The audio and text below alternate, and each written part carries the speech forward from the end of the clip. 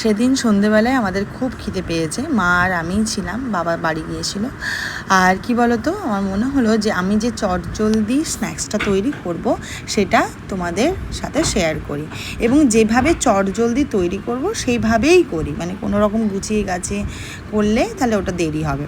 তো একদম 2 মিনিটেই মানে তোমরা রেডি করতে পারবে। তো আমি এরকম দেখো একটা ওই বার্গারের যে পাউরুটিগুলো পাওয়া যায় সেরকম আমার কাছে ছিল, তো ওইটাকেই দুভাগে ভাগ করে নিয়েছি এবং মাঝখান থেকে চিড়ে নিয়েছি, কিন্তু সেটাকে পুরো ভাগ করে দিইনি, একটু লেগে আছে আর কি।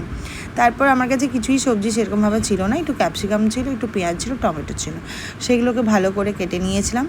আর পরে না কুচো কাঁচা লঙ্কা দিয়েছিলাম, সেটা এখানে দেখানো হয়নি।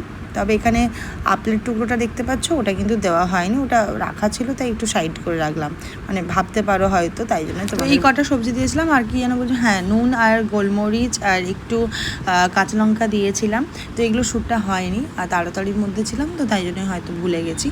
আর তারপরে এর মধ্যে একটু টমেটো সস আর হচ্ছে যে কি বলে, আমি একটু স্প্রেড চিজও এর মধ্যেই মিশিয়ে দিচ্ছিলাম। তো তারপরে আমি একটু অরিগেনো দিয়েছিলাম, আর একটু চিলি ফ্লেক্সও দিতে পারো তার সাথে, খুব ভালো টেস্ট হবে।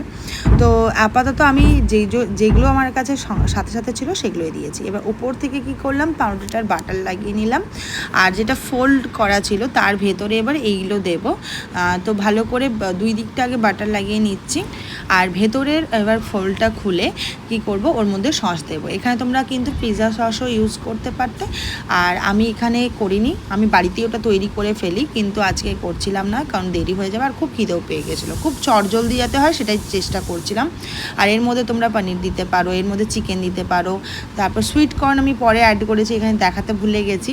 তো আর এরকম আমার কাছে কিছু চিজ ছিল, সেই চিজটা উপর থেকে দিয়েছি।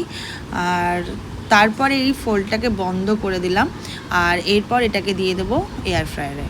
আর পরের পাউরুটিটাতে আমার মনে হয় সুইট কর্নটা অ্যাড করার সময় আমি তোমাদেরকে দেখিয়েছি, কিন্তু আগেরটাতে করতে ভুলে গিয়েছিলাম, কিন্তু পরে আমি অ্যাড করে দিয়েছিলাম, ঠিক আছে। তো মানে এই যে ফোল্ড করলাম, আর এরপর আমার যতটুকু টাইম লাগবে যে এয়ার ফ্রায়ারে হতে, ওই 5-7 মিনিট লাগবে, বেশিক্ষণ দেবে না, বেশিক্ষণ দিলে আবার বেশি কড়া হয়ে যাবে। খুব সফট রাখতে হবে জিনিসটা, যাতে বানটা খুব সফট থাকে। আর এই যে বেরিয়ে গেছে রেডি হয়ে, খুব সফট ছিল, ভীষণ ভালো টেস্ট হয়েছিল, আর ভেতরটা না পুরো এই চিজ গলে গিয়ে একদম দারুণ দারুণ টেস্ট হয়েছিল। আমি আর মা দারুণ খেয়েছিলাম, পুরো পেট ফুল হয়ে গেছে। এইভাবে অনেকভাবেই তোমরা কিন্তু এটাকে ইউজ করতে পারো। আর এই 2 মিনিটে করা চটজলদি খাবারটা কেমন লাগলো জানিও। চলো টাটা।